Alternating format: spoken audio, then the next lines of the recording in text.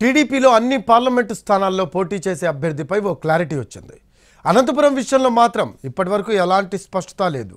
అభ్యర్థి ఎంపిక విషయంలో పార్టీ వివిధ కోణాల్లో ఆలోచిస్తోంది. క్యాస్ట్ ఈక్వేషన్స్ ఫాలో అవుతోంది. ఫలితంగా రోజుకు ఒక పేరు తెరపైకి వస్తుంది. అనంతపురం టీడీపీ ఎంపీ అభ్యర్థిని ఎప్పుడు ప్రకటిస్తోంది? అనంతపురం పార్లమెంట్ స్థానంపై టీడీపీలో సందిగ్ధత నెలకొంది. ఇక్కడ అభ్యర్థిగా ఎవరు పోటీ చేస్తారనే దానిపై ఇంకా స్పష్టత రాలేదు. కానీ రోజుకొక పేరు మాత్రం తెరపైకి వస్తోంది. అనంతపురం పార్లమెంట్ సెగ్మెంట్లో బోయ్ సామాజిక వర్గం ఎక్కువ. ఇక్కడ కురుబ సామాజిక వర్గం కూడా ఉంది. గతంలో బోయ్ సామాజిక వర్గానికి టికెట్ ఇచ్చి వైసీపీ సక్సెస్ అయింది.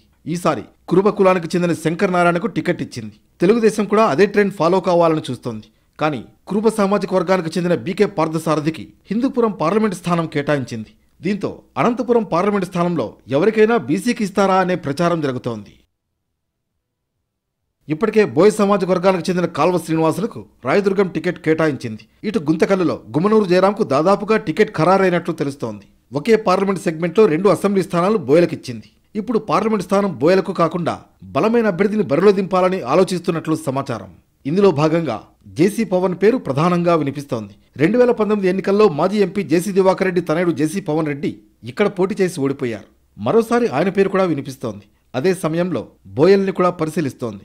సామాజిక వర్గానికి చెందిన కమ్మూరి నాగరాజు, ప్రొఫెసర్ రాజేష్, మాజీ జడ్పీ చైర్మన్ పూల నాగరాజు పేరు కూడా తెరపైకొచ్చింది. వీళ్లంతా బోయ్ సామాజిక వర్గానికి చెందిన నేతలే. వీళ్ల పేరు మీదుగా కూడా సర్వేలు నిర్వహిస్తోంది టీడీపీ. హిందూపురానికి చెందిన అంబికా లక్ష్మీనారాయణ పేరు తెరపైకొచ్చింది. ఆయన బోయ్ సామాజిక వర్గానికి చెందిన వ్యక్తి. దశాబ్దంన్నర కాలంగా తెలుగుదేశంలో పనిచేస్తున్నారు లక్ష్మీనారాయణ. అయితే అభ్యర్థుల ఎంపికలో టీడీపీ తడబాటు కనిపిస్తుండటంతో కేడర్లో కన్ఫ్యూజన్ నెలకొంది. వైసీపీ నుంచి పోటీ చేస్తున్న మాజీ మంత్రి శంకర్ నారాయణ 2 నెలలుగా ప్రచారం నిర్వహిస్తున్నారు. అన్ని నియోజకవర్గాలను చుట్టేస్తున్నారు. తెలుగుదేశం మాత్రం ఇలా కన్ఫ్యూజన్లోనే ఉంది. ఈ నెల 28న టీడీపీ అధినేత చంద్రబాబు ఉమ్మడి అనంతపురం జిల్లా పర్యటనకు రానున్నారు. ఆయన పర్యటనలోపు టికెట్పై స్పష్టత ఇస్తారా లేదా అన్నది చూడాలి.